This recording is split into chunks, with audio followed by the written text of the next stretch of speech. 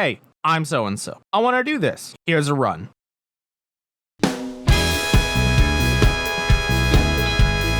Welcome to the second of our 397,000 part series, Better Know a Speedrunner. Today we'll learn more about SRGTsilent. This 26-year-old full-time speedrunner from Virginia has run basically every game under the sun. Aside from having multiple world record runs across several games of vastly different styles, he's also an avid strat finder and glitch hunter. Some of his notable speedrun credits include multiple games in the Ape Escape series, the Metal Gear Solid series, the Resistance series, and a seemingly endless list of random games such as Seek and Destroy, Dead Space 1 and 2, and Neo 2.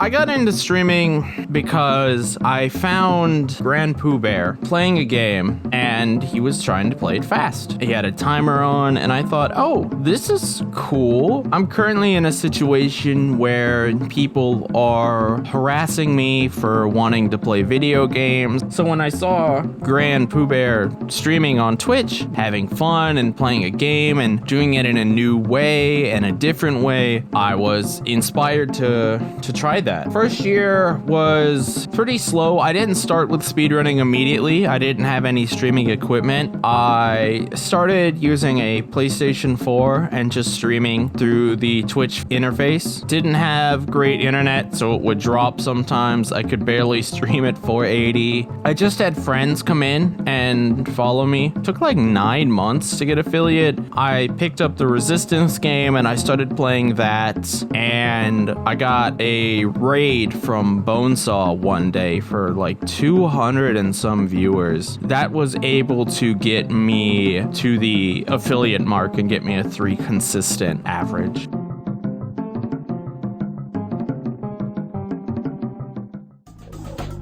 Low as me, I thought, I'm gonna search speedrun for a game I own that I like to play that doesn't have a lot of runs. And I found a game called Pandemonium. So I learned that game and very promptly established 2 things. First off, no one likes watching someone who just gets tilted. If they do, you're attracting the wrong kind of crowd. And 2, I'm really bad at platformers, and I picked a very bad game to start on. There is a reason Pandemonium is not commonly run, and there is a reason I do not have a run on those boards. That's the only run in my entire history of speedrunning that has been accepted that I deleted.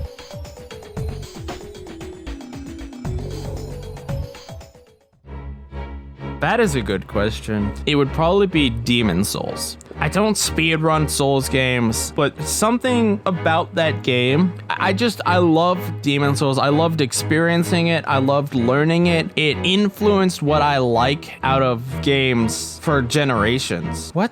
Generations? For the rest of my gaming career. It was such a fun experience to play through Demon Souls for the first time that I would love to do it again.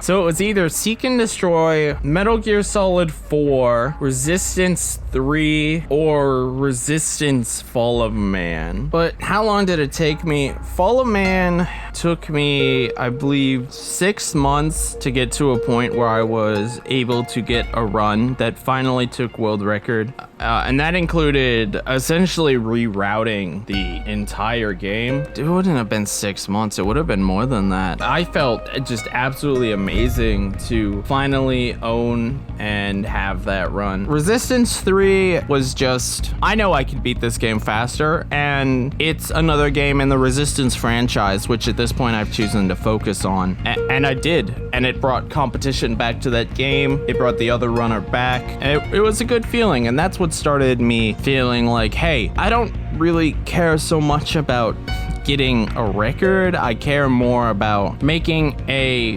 thriving community and feel like their game's not dead, essentially. MGS4 was slightly different. There was an old runner, EXGX Stoner, started learning the game, and he showed up, and we started doing races, and he had a faster time because our goal was to beat the game in sub 2, and we essentially turned the game into what it is today. But that felt really good as well, to be able to take that time and make another game what it is today. Seek and Destroy is a game I no longer run. I don't think that was my first record. I do know I got record. I just came in, I took it by just doing slight route changes, and that reignited that whole board, and I don't have strong feelings about that. I just know it happened, and that time is beyond me because that was another game that just absolutely tilted me, and I don't want to ever run that game again. But at the time, it felt good to have a record, but it wasn't the same as MGS4 or Fallen Man, like games that I am truly dedicated to.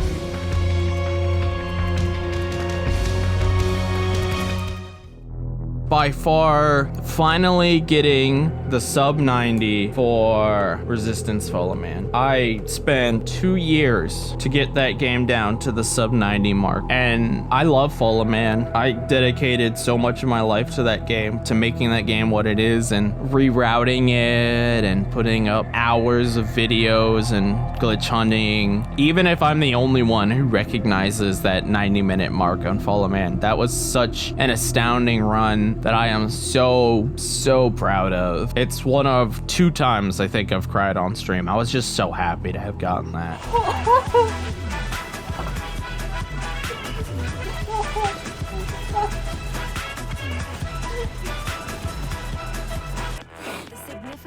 Two years of my life have been dedicated to sub 90.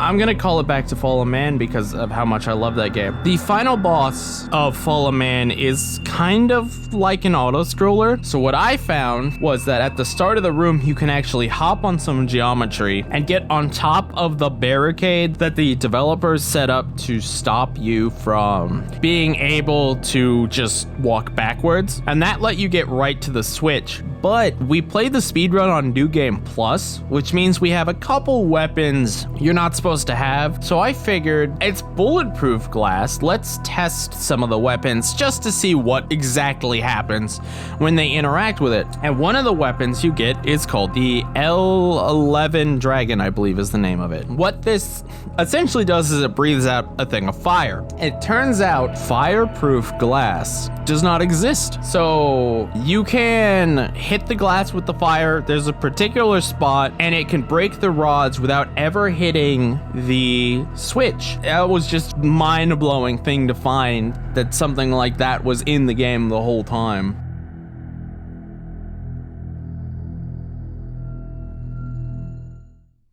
The Resistance runner who I learned from was Epic Dude Guy, who no longer runs the game, unfortunately. Jorf is a Apocalypse runner who helped me with that game, which is another game I love. Sistrar is a French speedrunner who helped me learn how to run Taifu. Resistance 3 was Sui 7. There's Bonesaw 577 for Resistance 2.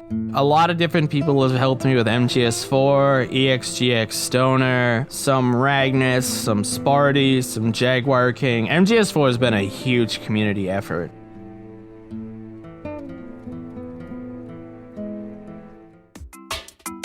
Speedrunning is something you just kind of have to dive into the deep end on. Don't spend money to dive into the deep end. Get the bare minimum. Find your uncle's camcorder, your brother's cell phone, whatever it is. Put a game into a console, put a game into your PC, set a camera up, do it. Join a community, say, hey, I'm so-and-so. I want to do this. Here's a run. Or, can you give me tips? I'm stuck on this part. Speedrun is a community effort, and it's not about records. It's not about being first. It's about setting a way for a community to accomplish something. Be it sub 90 in Resistance, be it sub hour in Metal Gear Solid 1. Whatever it is, when you start speedrunning, you might start alone, but you become part of a community. And always love the game. Even if you hate the game because of the feelings it makes you have, you still will love the game because that's why you're speedrunning it.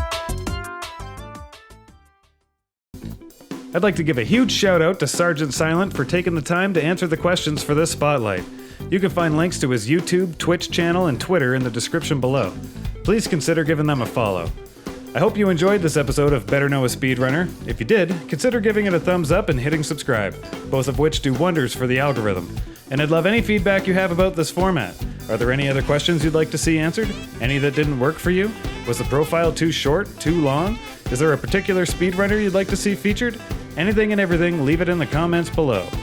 If you're a runner yourself and you're interested in being featured on this series, hit me up on Discord or go ahead and fill out the interview form. Links in the description. And to everyone, thanks so much for watching.